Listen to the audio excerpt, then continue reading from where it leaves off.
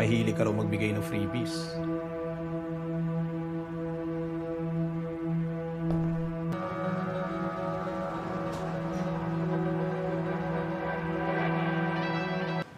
Dito tayo.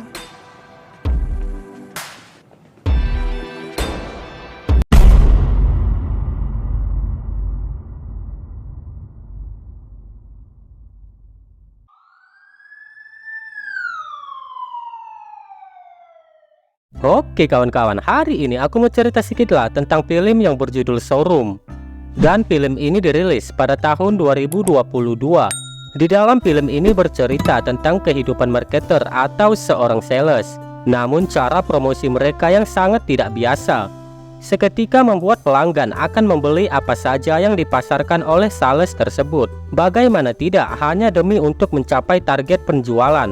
Sales wanita tersebut sampai rela memberikan pelayanan kue apem kepada nasabahnya sebagai bonus pembelian dari properti yang mereka tawarkan. Oke kawan-kawan, daripada penasaran, mending kita langsung gaskan aja lah ke alur ceritanya.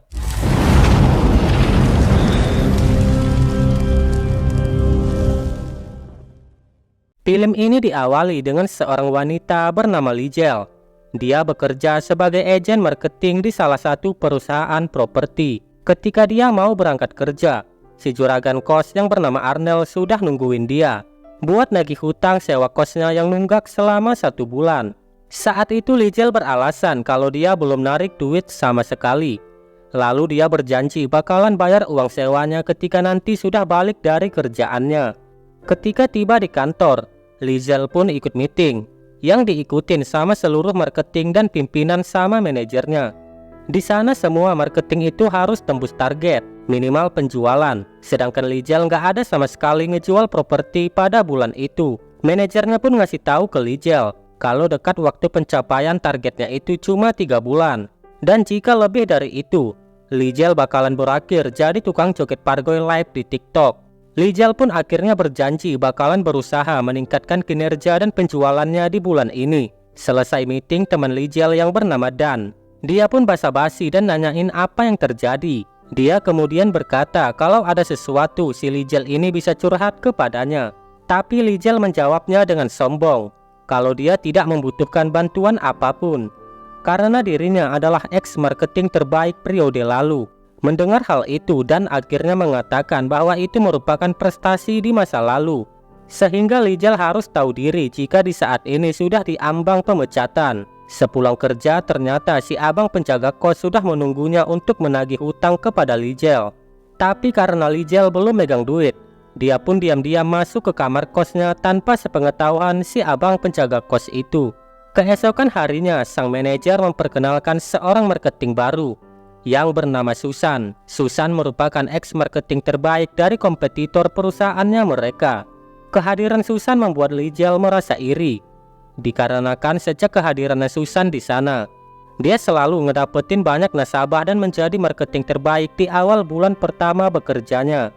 Hal itu pun membuat Lizel diperingatkan oleh manajernya, di mana kehadiran Susan membuat si manajer nggak mikir 2 kali untuk memecat si Lizel jika dirinya tidak mau berusaha untuk lebih keras lagi. Hello, I'm actually looking for Susan. Sir! Yes. Susan po. Hello, hi Sir, Susan. sir. Lizel yang tidak terima dibuat seperti itu. Akhirnya dia diam-diam ngikutin Susan dan melihat teknik marketingnya ketika Susan sedang bersama calon pembeli propertinya. Ternyata semua calon pembelinya itu adalah kaum para pria. Awalnya Susan menjelaskan tentang propertinya itu secara wajar dan normal. Di tengah penjelasan Susan tentang keunggulan propertinya, sang pembeli yang sudah tidak fokus terhadap Susan bertanya tentang promo marketing yang sudah Susan janjikan di setiap iklan propertinya. Ternyata promo yang dimaksud itu adalah bahwa setiap pembeli yang sudah pasti membeli akan diberikan jasa nyicip serabi lempit sebagai bonusnya. Senyuman dari Susan pun menandakan kesepakatan dari pembelian properti itu. Dan kalian pasti sudah tahu adegan apa yang akan terjadi selanjutnya. Setelah Susan selesai memberikan hadiah promo dari marketingnya yang gak manu akal itu, Lizel pun menghampiri Susan dengan mengatakan kalau dia sudah tahu teknik marketing licik ala Susan itu.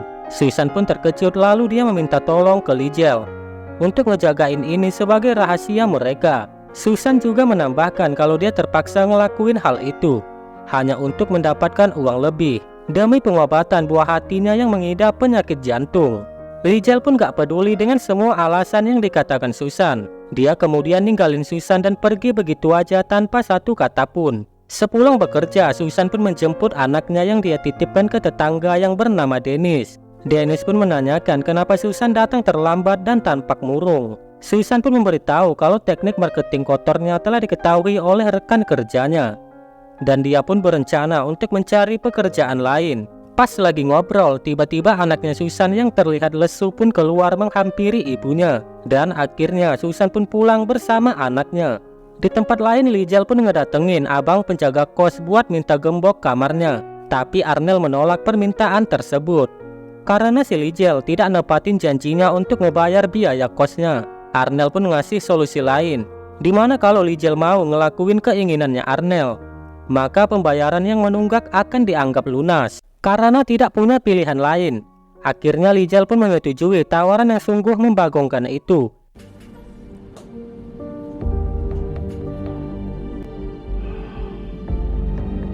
Setelah itu Lijal yang juga belum mencapai target penjualannya, akhirnya pergi ke sebuah klub sambil minum tuak untuk menghilangkan rasa stresnya. Di sana dia berkenalan dengan pria tampan bertato.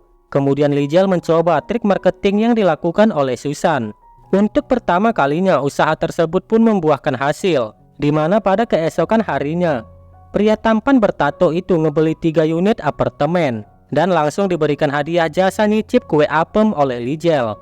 Rekan-rekannya pun memuji kehebatan Lijal yang bisa dengan cepat melambung penjualan mereka. Dan kini dia sudah mencapai target penjualannya. Susan kemudian menghampiri Lijal dan mengatakan kalau dia tahu Lijal menggunakan trik marketing yang sama dengan dirinya.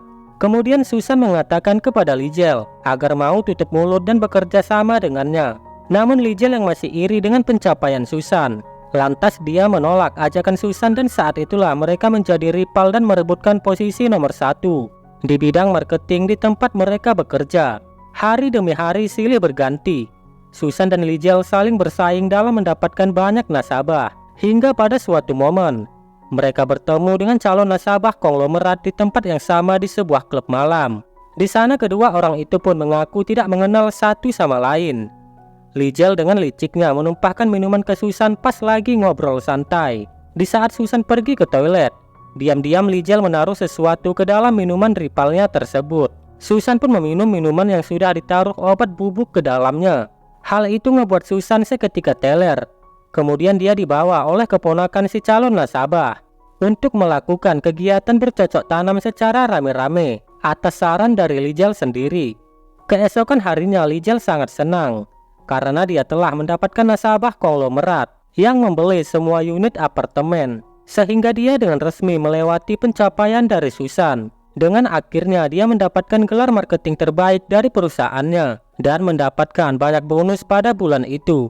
Gak lama setelah itu Susan pun datang dan ngajak Lijal untuk bicara empat mata dengannya. Susan sangat marah dengan perlakuan Lijal yang curang dalam mencari nasabah. Lijal pun gak peduli dengan semua bacotannya si Susan. Meskipun Susan sudah bilang kalau dia bekerja keras demi anaknya yang sedang sakit, Lijal tetap tak menaruh simpati kepadanya. Bahkan dengan sombongnya, Lijal memperingatkan kalau itu adalah akibat dari perbuatan Susan sendiri yang dengan berani bersaing dengannya dalam menjadi marketing nomor 1 di tempat mereka bekerja. Ang puta ay puta. Bali-balik ta rin mo na mundo. Ano bang problema mo? Totoo naman ah. Bakit? Ginagawa ko yung trabaho ko para sa anak ko. Just because you're doing it for your family doesn't give you justification. Stop playing victim, Susan. Beberapa hari kemudian, di saat Susan kerja, dia mendapatkan berita buruk dari Dennis kalau anaknya dirujuk ke rumah sakit karena penyakit anaknya semakin parah dan harus diatasi dengan operasi. Tapi sayangnya Susan gak join asuransi pemerintah setempat. Jadinya semua tabungannya Susan juga makin berkurang buat bayar biaya operasi itu. Dia pun berusaha menelpon semua calon nasabahnya, tapi tidak ada satupun yang mau membeli unit propertinya. Hingga tak berselang lama, Anak Susan mengalami kritis yang membuat Susan akhirnya mengambil jalan yang tidak benar. Susan pun menemui tetangga kosnya yang bekerja sebagai supir taksi dan menyuruhnya untuk mencuri uang milik Lizel dengan imbalan kegiatan tanam benih bersama Susan sebagai upahnya. Tanpa pikir panjang, tetangganya pun setuju dan langsung menjalankan aksi begalnya. Lantas dia pun membawa Lizel ke tempat sepi dan merampok semua uang bonus hasil kerja Lizel pada saat itu. Namun dalam aksinya, si supir taksi ini tidak sengaja ngebogem si Lizel yang mengakibatkan Lizel sekarat di tempat. Kemudian keesokan harinya, dengan buru-buru si supir taksi memberikan uang hasil rampokannya itu kepada Susan dan cabut begitu saja. Susan melihat berita di TV mengenai Lizel yang telah meninggoy. Melihat itu, Susan pun merasa bersalah atas kejadian tersebut. Namun demi kesembuhan putrinya tersayang, maka dia tidak ada pilihan lain. Beruntung sejauh ini pihak kepolisian belum mendapatkan kejelasan petunjuk dan tersangka maupun barang bukti dalam kasus Lizel. 6 bulan berlalu, terlihat Susan berturut-turut menjadi marketing terbaik di tempat kerjanya, sehingga mendapatkan banyak bonus yang membuat perekonomiannya semakin membaik. Bertepatan di situ dengan si manajer yang memperkenalkan seorang marketing baru di perusahaan itu, di mana sosok pegawai baru ini sangat ambisius dan rada songong, serta memiliki motivasi yang sangat tinggi untuk menjadi rivalnya si Susan. Dan hal itu pun ngebuat Susan jadi keinget almarhum Lizel yang bersifat persis kayak gitu juga. Dan hingga pada akhirnya film pun tamat. Seperti biasa, entah kenapa film dari Filipina ini sangat-sangat tanggung dan sangat membagongkan. Oke lah, itu aja lah ceritaku hari ini. Buat kalian yang sudah mampir ke channel ini, jangan lupa subscribe, like, dan komen agar aku bisa tambah semangat lagi membuat konten. Oke lah, sampai sini aja lah dulu pertemuan kita. Soalnya mau cari-cari konten lagi aku. Dadah wak geng.